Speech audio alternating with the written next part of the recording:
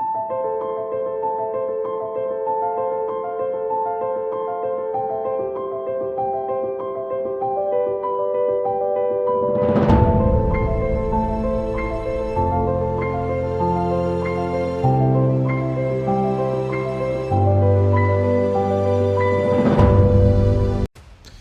people, today we are going to talk about the main battle tank of the Russian Federation, a really legendary tank T-90.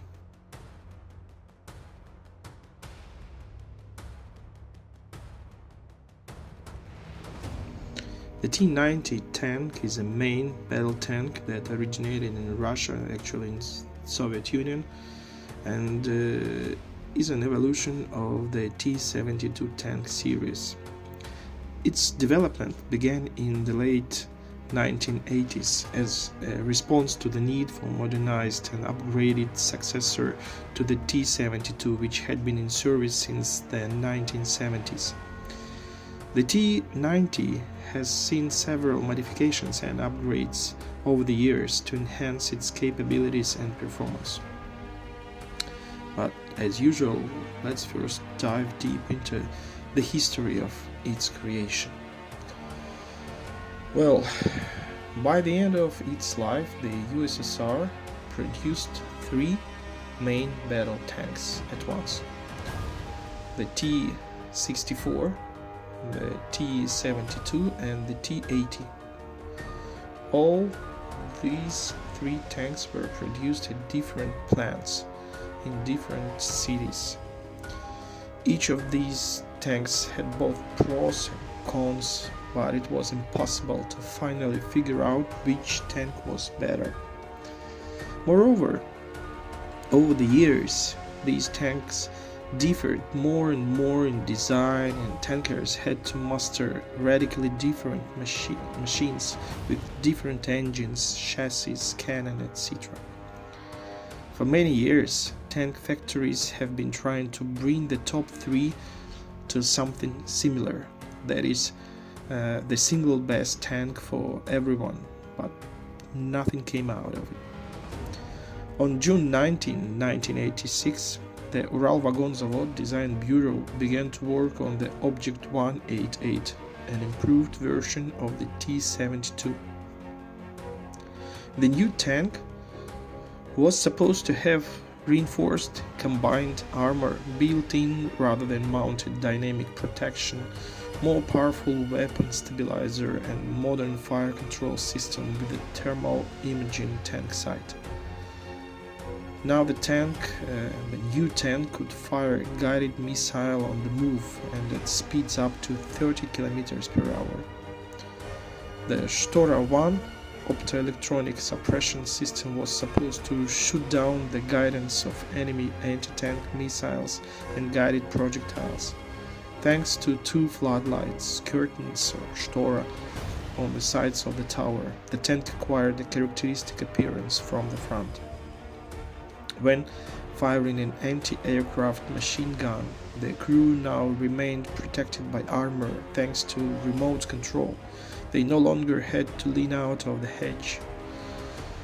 During the 1989 tests, the tank withstood an 8-hour non-stop run with the fire control system turned on. When every 2 to 3 minutes the gunner rotated the tower 360 degrees. And at night march of 250 kilometers with the simulated coolant leakage.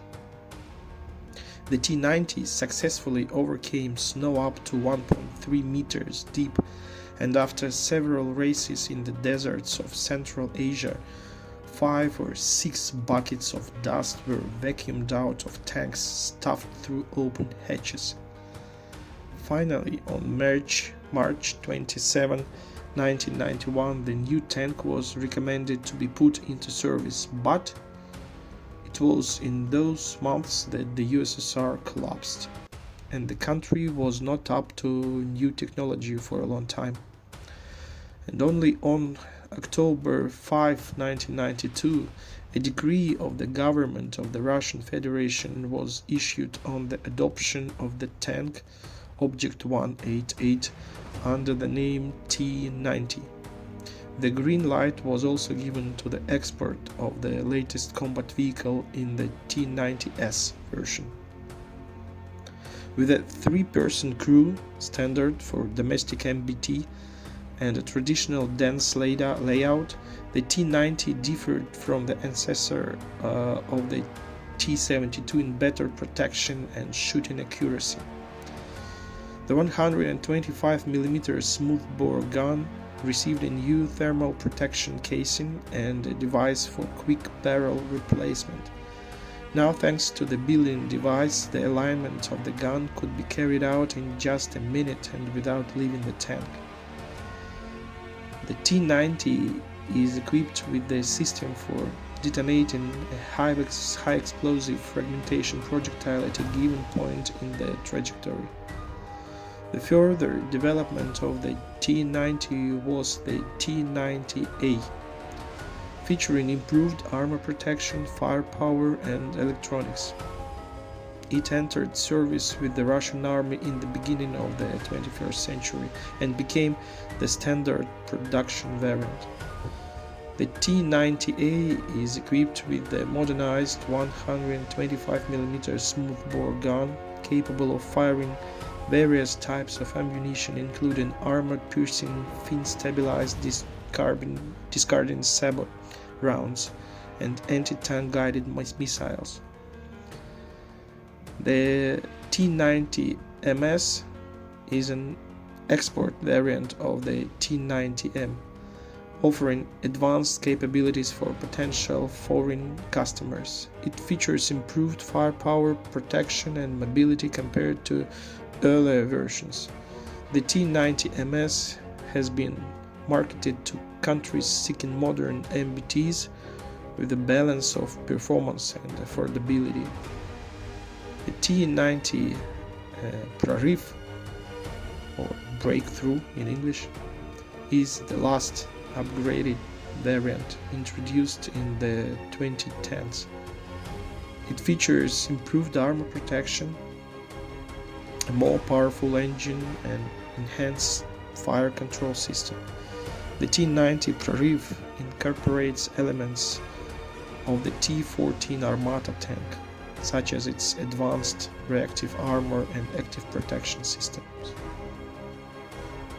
Overall, the T-90 tank series represents a culmination of decades of armored warfare expertise in Russia, continuously evolving to meet the challenges of modern combat scenarios.